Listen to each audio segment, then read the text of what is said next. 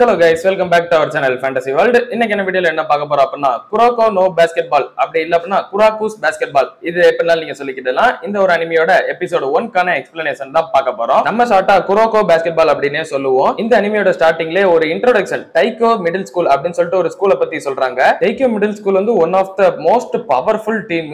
அதுவும் தொடர்ந்து 3 வருஷம் சாம்பியன்ஷிப் டிராஃபியை வாங்கின ஒரு டீம். இந்த ஒரு டீமுக்குள்ள தான் 5 ஜீனியஸ் இருந்தாங்க. அந்த ஜீனியஸ் தான் ஜெனரேஷன் ஆஃப் மிராக்கிள்ஸ் அப்படின்ட்டு சொல்லுவாங்க. ஆனா இந்த ஜெனரேஷன் ஆஃப் மிராக்கிள்ஸ் பத்தி இன்னொரு ரூமருமே இருக்குது. இதுல இருக்கக்கூடிய 5 ஜீனியஸாலையுமே ரெகக்னைஸ் பண்ணக்கூடிய ஒரு 6வது பிளேயர் எ ஃபேண்டம் 6th மேன் அப்படின்னு ஒரு ஆள் இருக்கிறான்னு சொல்லிட்டு இப்படி இந்த டைகோ ஸ்கூலை பத்தி பேக்ரவுண்ட்ல ஒரு வாய்ஸோட தான் இந்த ஒரு அனிமே ஸ்டார்ட் ஆகுது. அதுல அந்த ஃபேண்டம் 6th மேன் இருக்கான் இல்லையா, அவன் தான் நம்ம குராக்கு. அவன் தான் இந்த அனிமையோட ஹீரோவும் கூட. அதை தொடர்ந்து இப்ப இந்த அனிமையோட ஃபர்ஸ்ட் ஷாட்டுக்குள்ள போறாங்க. சைரின் பிரைவேட் ஹை ஸ்கூல் அப்படின்னு சொல்லிட்டு ஒரு ஹை ஸ்கூலை காட்டுறாங்க. அங்க வந்துட்டு ஸ்கூல் இந்த வருஷம் இப்பதான் ஸ்டார்ட் ஆக போகுது. அதனால நிறைய பசங்க ஃபர்ஸ்ட் இயர்ல வந்து ஜாயின் பண்றதுக்காக வந்துகிட்டு இருக்காங்க. அங்க வந்துட்டு ஒரு ஸ்போர்ட்ஸ்ல இருக்கக்கூடிய அந்த சீனியர்ஸ்மே வந்துட்டு எங்களோட கிளப்ல வந்து ஜாயின் பண்ணுங்க, எங்களோட கிளப்ல வந்து ஜாயின் பண்ணுங்க அப்படின்னு சொல்லிட்டு ஏலம் போட்டு கூவிக்கிட்டு கிடக்குறாங்க. அதே மாதிரி பாஸ்கெட்பால் பிளேயர்ஸ் வந்துட்டு எங்களோட பாஸ்கெட்பால் கிளப்ல ஜாயின் பண்ணுங்க அப்படின்னு சொல்லிட்டு எல்லாரையும் கூப்பிட்டு இந்த பேப்பர் எல்லாம் கொடுத்துக்கிட்டு இருக்காங்க. அப்போ ஒரு ப்ளூ கலர் முடி அவங்கள கிராஸ் பண்ணிட்டு போவான். அவன் போய் அங்க அந்த போர்டை பார்த்துட்டு பாஸ்கெட்பால் அப்படின்றத நோட் பண்ணுவான். அவன் தான் நம்ம குராக்கோ, அதை நோட் பண்ணுங்க. அப்போ அந்த கிளப் இன்விடேஷன் கொடுத்துக்கிட்டு இருந்த ஒருத்தன் பக்கத்துல பயங்கர உயரமா ஒருத்தன் வந்து நிக்கிறான். ஒரு பாஸ்கெட்பால் கிளப்பா இது அப்படின்னு சொல்லிட்டு கேட்கறான். அப்படியே அந்த ஸ்கூலுக்குள்ள இன்னொரு பக்கம் ஒரு பொண்ணு ஒரு பையன் 2 பேரும் பேசிக்கிட்டு இருக்காங்க. இன்னும் கொஞ்சம் பேர் வந்தா நல்லா இருக்கும்ல அப்படின்னு சொல்லிட்டு அந்த பொண்ணு சொல்லுது. நம்ம கிட்ட முழுசா 10 பேர் கூட இப்ப வந்து சேரவே இல்லை அப்படின்னு சொல்லிட்டு அந்த பையனும் சொல்றான். அதுக்கு அந்த பொண்ணுமே நம்ம இப்பதானே ஸ்டார்ட் பண்ணிருக்கோம், அது மட்டும் இல்லாம நம்ம ஒரு புது ஸ்கூல் தான், யோசிச்சு பாரு, ஒருவேளை நம்ம இப்ப நடக்க போற இன்டர் ஹைலையும் வின் பண்ணலாம், வின்டர் கப்பலையுமே வின் பண்ணலாம் அப்படின்னு சொல்லிட்டு சொல்லிக்கிட்டு இருக்காங்க.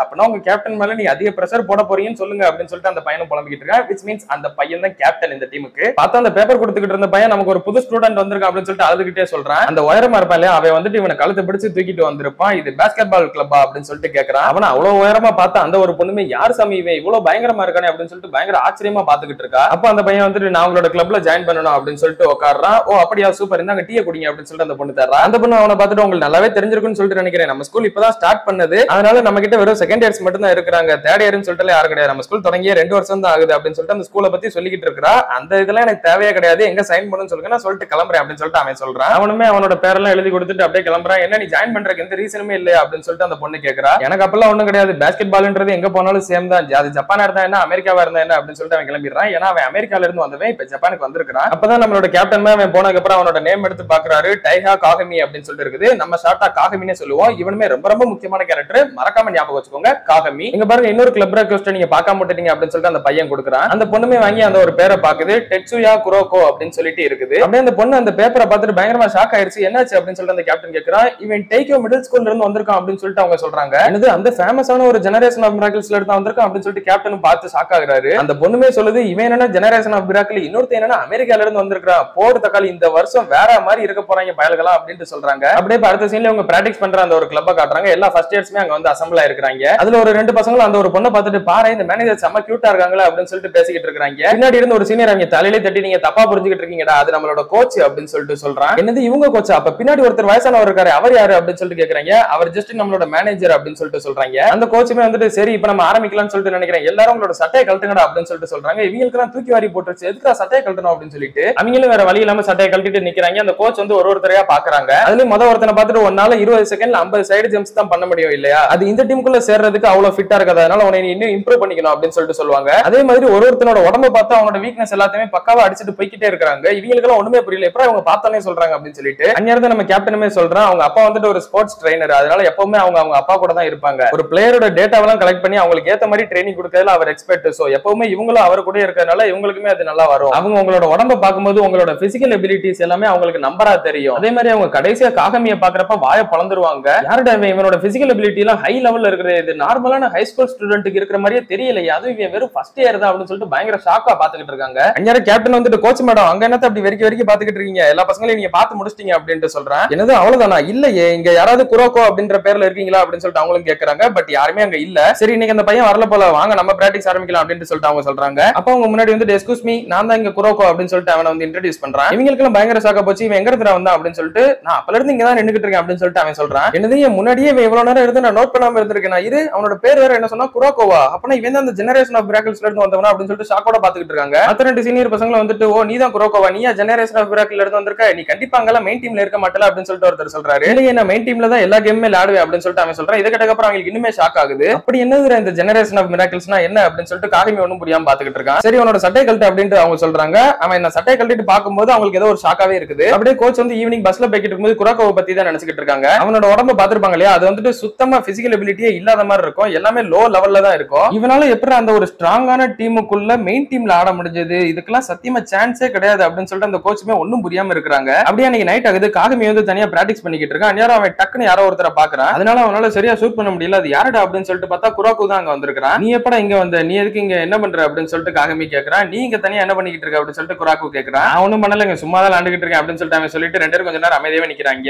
அப்போ காகமி வந்துட்டு நான் அமெரிக்கால இருந்து வர்றேன், நான் ஒண்ணு இங்க பேஸ்கெட் பால வெறும் ஃபன்னுக்காக மட்டும் இல்ல, ரொம்பவே சீரியஸா தான் விளையாண்டுகிட்டு இருக்கேன், வின் பண்ணணும்னு சொல்லிட்டு மட்டும் தான். அண்ட் நான் உனைய பத்தியுமே கேட்டேன், ஜெனரேஷன் ஆஃப் மிராக்கிள்ஸ் பத்தி நிறையவே கேட்டுட்டேன். சோ நீ ஜெனரேஷன் ஆஃப் மிராக்கிள்ல இருந்து தான் வந்தேன்னு சொல்லிட்டு எனக்கு ப்ரூஃப் பண்ணி காட்டு, வா என் கூட வந்து லேடு அப்படின்னு சொல்லிட்டு காகமி கூப்பிடுறான். நானும் உங்க கூட ஒன்னு லேண்டுன்னு சொல்லிட்டு தான் ஆர்வமா இருந்தேன் அப்படின்னு சொல்லிட்டு குரோக்கோவுமே ரெடி ஆகுறான். இவங்க ரெண்டு பேருமே விளையாட ஆரம்பிக்கிறாங்க. காகமி ஈஸியாவே ஷூட் பண்றான், குரோக்கோவால ஒண்ணுமே பண்ண முடியல. குரோக்கோ வந்துட்டு ரொம்பவே ஒஸ்டா விளையாண்டுகிட்டு இருக்கான். காகமிக்கு தெரிஞ்சு போச்சு இவன் ரொம்பவே மோசமா இருக்கான் அப்படின்னு சொல்லிட்டு குரோக்கோ பந்து எடுத்துட்டு அவன் கிட்ட ரொம்ப என்னடா நீ ஜோக் பண்ணிக்கிட்டு இருக்கியா, உன்னோட எபிலிட்டி வச்சு என்னை நீ வின் பண்ண முடியும் இதுவரை நினைச்சுக்கிட்டு இருந்திருக்கியாக்கோ அப்படின்னு சொல்லிட்டு பயங்கரமா கத்துறான். என்னடா நீ என்ன விட ஸ்ட்ராங் தான், அது எனக்கு ஸ்டார்டிங்ல இருந்து நல்லாவே தெரியுமே அப்படின்னு சொல்லிட்டு குரோக்கோ சொல்றான். அப்புறம் எதுக்கு இப்ப விளையாட வந்து என் கூட எதுவும் சண்டை போடணும்னு சொல்லிட்டு வந்தியா அப்படின்னு சொல்லிட்டு காகமி அவன் சட்டையை பிடிச்சு தூக்கிட்டு கேட்கறான். நீ எந்த அளவுக்கு பெஸ்டா இருக்குன்றத நான் என் கண்ணால பாக்கணும்னு சொல்லிட்டு தான் வந்தேன் அப்படின்னு சொல்லிட்டு குரோக்கோ சொல்றான். எனக்கு இந்த மாதிரி வீக்கான ஆளுங்க கூட எல்லாம் பேசுறதுக்கு டயம் இல்ல அப்படின்னு சொல்லிட்டு காகமி கிளம்புறான். நான் போறதுக்கு முன்னாடி ஒரு விஷயத்தை மட்டும் சொல்லிக்கிறேன், நீ இந்த பேஸ்கெட் பால் குவிட் பண்றதா உனக்கு நல்லதுன்னு சொல்லிட்டு நினைக்கிறேன், உன்கிட்ட எந்த ஒரு டேலண்ட்டுமே கிடையாது, சோ பேஸ்கெட் பால் கண்டிப்பா உனக்கானது கிடையாது அப்படின்னு சொல்லிட்டு அவன் சொல்லிட்டு போறான். அவன் போகும்போதே குரோக்கோ வந்துட்டு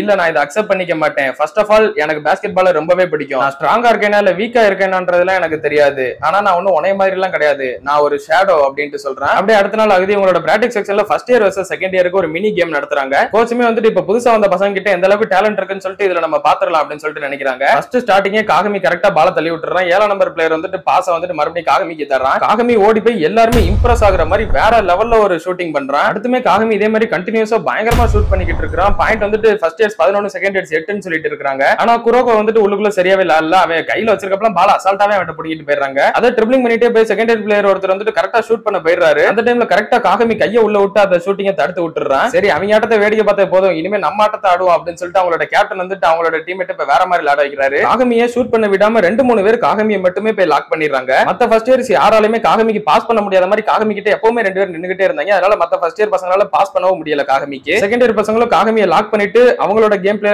வேற மாதிரி ஆடி ஸ்கோர் பயங்கரமா லீடிங் போயிட்டாங்க. ஸ்கோர் பார்த்தா செகண்ட் இயர் 31 ஃபர்ஸ்ட் இயர் 15ன்னு சொல்லிட்டு தான் இருக்காங்க. நம்மளால இவங்களை வின் பண்ணவே முடியாது அப்படின்னு சொல்லிட்டு மத்த ஃபர்ஸ்ட் இயர் பசங்க எல்லாம் அப்படியே டவுன் ஆயிடுறாங்க. என்னடா சொன்னா அப்பெல்லாம் சொல்லவே கூடாது, கடைசி முடிச்சிருக்கோட போராடணும் அப்படின்னு சொல்லிட்டு காகமி அவன் பயங்கரமா கத்திக்கிட்டு கிடக்கான் திட்டிக்கிட்டு. அந்நேரம் குரோக்கோ அவன் பின்னாடி மெதுவா வந்துட்டு முட்டிலே தட்டி விட்டுட்டு தம்பி இவ்வளவு கோவம் இருக்க கூடாதுப்பா அப்படின்னு சொல்றான். நீ எல்லாம் இதை என்கிட்ட வந்து சொல்ற பாத்தியா அப்படின்னு சொல்லிட்டு அவங்க 2 பேரும் சண்டை போட ஆரம்பிச்சிடறாங்க. இங்க ரெஃபரி இருக்கிறது கூட தெரியாம இப்படி சண்டை போட்டுக்கிட்டு இருக்காங்களே அப்படின்னு சொல்லிட்டு அந்த கோச் நினைச்சிட்டு இருக்காங்க. அப்பதான் உங்களுக்கு டக்குன்னு ஸ்ட்ரைக் ஆகுது, ஆமா இவ்வளவு நேரம் இந்த குரோக்கோ பையா கேம் குள்ளே இருந்தா அப்படின்னு சொல்லிட்டு பயங்கர ஷாக் ஆயிருச்சு அவங்களுக்கு. அப்ப குரோக்கோவுமே வந்துட்டு பால என்கிட்ட மட்டும் பாஸ் பண்ணு அப்படின்னு சொல்லிட்டு அவன் பிளேயர்ட்ட சொல்லிட்டு போறான். சரின்னு சொல்லிட்டு அவனுமே பால குரோக்கோ கிட்ட பாஸ் பண்றான். குரோக்கோ கையில ஒரு செகண்ட் கூட இருந்த மாதிரி தெரியல, டக்குன்னு பார்த்தா பின்னாடி ஒரு பிளேயருக்கு போயிடுச்சு. அந்த பிளேயருக்கு பக்கத்துலயுமே யாருமே இல்லையா, அவன் பாட்டுக்கு அசால்ட்டா போய் ஷூட் பண்ணிடுறான். இப்ப நம்ம எல்லாருமே தாண்டி இந்த பாஸ் எப்படி அங்க போச்சு அப்படின்னு சொல்லிட்டு அவங்க கேப்டனுக்கே ஒண்ணும் புரியல. அவங்க கோச்சுக்குமே இதை பார்த்துட்டு பயங்கரமா ஷாக் ஆகி போச்சு. குரோக்கோ அதே மாதிரி கண்டினியூவா இப்ப என்ன பண்ணாலும் அதே மாதிரி நிறைய பாஸ் பண்ண ஆரம்பிக்கிறான். கையில ஒரு ஸ்பிளிட் செகண்ட் இருக்கிற மாதிரி இருக்குது. அடுத்த செகண்டே பார்த்தா இன்னொரு பிளேயருக்கு அவ்வளவு அக்யூரேட்டா பாஸ் பண்ணிட்டு போயிடுறான். அப்பதான் அந்த கோச்சுமே குரோக்கோட டேலண்ட்டை புரிஞ்சுக்க ஆரம்பிக்கிறாங்க. அவன் கோர்ட்டுக்குள்ள பிரசன்ஸே இல்லாம இருக்கிறத பாஸ் கொடுக்கறதுக்காக யூஸ் பண்ணிக்கிறான். அவன் அவனோட பால ரொம்ப நேரம் கையில கூட வச்சுக்கலாம் அப்படின்னா இது ஒரு பாஸ் கூட கிடையாது, அவன் வந்துட்டு மிஸ் டைரக்ஷன் பண்றான் அப்படின்னு புரிஞ்சுக்கிறாங்க. அவன் மேல அவனோட ஆப்போனன்ட் அட்டென்ஷன் இல்லாத மாதிரி பாத்துக்கிறான். அவன் கோர்ட்டுக்குள்ள இல்லாத மாதிரியே கட்டிக்கிறதுனால யாருமே அவனை சரியா போக்கஸ் பண்ண மாட்டாங்க, மத்த எல்லா இடத்தையும் தான் பாத்துக்கிட்டு இருப்பாங்க. அவங்க வந்துட்டு மிஸ் டைரக்ஷன் பண்றான் இவன் அப்படின்னு சொல்லிட்டு புரிஞ்சுக்கிறாங்க நல்லாவே. ஸ்கோரை பார்த்தா ஃபர்ஸ்ட் இயர் 36 செகண்ட் இயர் 37ன்னு சொல்லிட்டு இருக்காங்க. அந்நேரம் பாலுமே குரோக்கோ கிட்ட வருது. சூப்பரா பால் எப்படியே ஷூட் பண்ணிரு அப்படின்னு சொல்லிட்டு என் ஃப்ரெண்ட்ஸ் எல்லாம் சொல்லிட்டு இருக்காங்க. அவனை தடுக்கிறதுக்குமே யாருமே கிடையாது, அவன் ஈஸியாவே ஷூட் பண்ணிடுவான் அப்படின்னு சொல்லிட்டு எல்லாம் நினைச்சிட்டு இருந்தா அவன் பாட்டுக்கு ஷூட் பண்றான். பட் அது வெளியே வந்துருது. இதனால தான் எனக்கு வீக்கா இருக்கிறவங்க எல்லாம் சுத்தமா பிடிக்கவே செய்யாது அப்படின்னு சொல்லிட்டு காகமி கரெக்டா அதை ஷூட் பண்ணிடுறான். பிராக்டிஸ் முடிச்சுட்டு சாயங்காலம் காகமி ஒரு இடத்துல வந்து சாப்பிடறதுக்காக வந்திருக்கான். அவன் பாட்டுக்கு சைடுல ஜன்னல பாத்துக்கிட்டே சாப்பிட்டுக்கிட்டு இருந்தா ஹலோ அப்படின்னு சொல்லிட்டு சொல்றான் குராக்கு. நீ எப்படி இங்க வந்து உன்னை நான் பார்க்கவே இல்லையா அப்படின்னு சொல்லிட்டு அவனுக்குமே பயங்கர ஷாக்கா போயிருது. நான் தான் இங்க ஃபர்ஸ்ட் வந்து எனக்கு வெனிலா மில்க்ஷேக்னா இங்க தான் ரொம்ப பிடிக்கும், அதனால நான் டெய்லி இங்க தான் உட்கார்ந்திருப்பேன் அப்படின்னு சொல்லிட்டு அவன் சொல்றான். நம்ம இங்க உட்கார்ந்திருக்கிறத பார்த்தா ஏதோ நம்ம 2 பேரும் ஃப்ரெண்ட்ஸ்னு சொல்லிட்டு யாராவது தப்பா நினைச்சுக்க போறாங்கடா அப்படின்ட்டு காகமி சொல்றான். அதெல்லாம் முடியாது, நான் டெய்லி வந்துட்டு போற இடமே இதுதான் அப்படின்னு சொல்லிட்டு குராக்கு போக மாட்டேன் அப்படின்ட்டு சொல்லிடுறான். சரின்னு காகமி வேற வழி இல்லாம அவனுக்கு கொஞ்சம் சாப்பாடு தரான். இவங்க 2 பேரும் சாப்பிட்டு அப்படியே ரோட்ல நடந்து போய்கிட்டு இருக்கும்போது காகமி அப்படியே பேசுறான். எக்ஸாக்ட்டா அந்த ஜெனரேஷன் ஆஃப் மிராக்கிள்ஸ் எந்த லெவலுக்கு ஸ்ட்ராங், நான் இப்ப அவங்க கூட லேண்டினா எப்படி இருக்கும் அப்படின்னு சொல்லிட்டு காகமி கேட்கறான். அவங்க உன்னை ஒரே செகண்ட்ல சிம்பிளா டெஸ்ட்ராய் பண்ணிட்டு போயிருவாங்க அப்படின்னு சொல்லிட்டு குராக்கு சொல்றான். அவங்க 5 பேருமே பயங்கரமான ஒரு ஜீனியஸ். இப்ப அவங்க 5 பேருமே தனித்தனியா ஒரு ஸ்கூலுக்கு போயிட்டாங்க, அதுல ஒரு ஸ்கூல் தான் கண்டிப்பா டாப்புக்கு வரப்போகுது அப்படின்னு சொல்லிட்டு குராக்கு சொல்றான். காகமியுமே இதை கேட்டு அப்படியே சிரிச்சுக்கிட்டு வாவ் இது வேற லெவல்ல இருக்குது, நான் இப்போ முடிவு முடிவு பண்ணிட்டேன், ஜப்பான்ல நான் தான் நம்பர் 1 பிளேயர் ஆக போறேன், அவங்க எல்லாரையுமே பீட் பண்ணிட்டு அப்படின்ட்டு சொல்றான். அதுக்கெல்லாம் வாய்ப்பே இல்ல ராஜா அப்படின்னு சொல்லிட்டு குராக்கு சொல்றான். என்னடா இப்படி சொல்ற அப்படின்னு சொல்லிட்டு அவனுக்கு கோவம் வருது. இங்க பாரு, உன்கிட்ட இதுவரை நான் பார்க்காத டேலண்ட் எதுவும் இருக்கா இல்லையான்னு சொல்லிட்டு எனக்கு தெரியல, ஆனா இப்ப வர உன்னோட கேம் பிளே உன்னோட டேலண்ட் நான் பார்த்தது இல்ல, நீ அவங்களோட கால் தூசுக்கு கூட சமமா வரமாட்டேன், உன்னால இதை கண்டிப்பா தனியா பண்ணவே முடியாது. நானுமே ஒரு முடிவு எடுத்துட்டேன், நான் ஜஸ்ட் ஒரு ஷேடோ தான், ஆனா அந்த லைட் எந்த அளவுக்கு ஸ்ட்ராங்கா இருக்குதோ அந்த அளவுக்கு ஷேடோவுமே டார்க்கா இருக்கும். சோ உன்னோட லைட்டுக்கு நான் ஒரு ஷேடோவா ஆக்ட் பண்றேன் அண்ட் உன்னை ஜப்பான்லயே பெஸ்ட் பிளேயர் ஆக்குறேன் அப்படின்னு சொல்லிட்டு குரோக்கோ சொல்றான். நீ என்ன பண்ணணும்னு சொல்லிட்டு நினைக்கிறியோ அதை பண்ணு அப்படின்னு சொல்லிட்டு காகமி சிரிச்சுக்கிட்டே சொல்றான். நான் கண்டிப்பா என்னோட பெஸ்ட்டை கொடுப்பேன் அப்படின்னு சொல்லிட்டு குரோக்கோ சொல்றான். அப்படியே கட் பண்ணி இதோட இந்த ஒரு எபிசோட முடிக்கிறாங்க. சோ அடுத்தடுத்த எபிசோட்ஸ்ல தான் ஜெனரேஷன் ஆஃப் பினக்கிள்ஸ்லாம் எந்த லெவலுக்கு ஸ்ட்ராங்னு சொல்லிட்டு நீங்க எல்லாம் பார்த்து வாயை பழக்கவே போறீங்க. அதெல்லாம் நீங்க தொடர்ந்து பார்க்கணும்னு நினைச்சீங்க அப்படின்னா மறக்காம நம்ம சேனலை சப்ஸ்கிரைப் பண்ணி சப்போர்ட் பண்ணுங்க. அப்படி இந்த வீடியோ பிடிச்சிருந்தா மறக்காம ஒரு லைக்கும் போட்டு போயிருங்க. நான் உங்களை இன்னொரு நல்ல வீடியோல மீட் பண்றேன். Bye guys.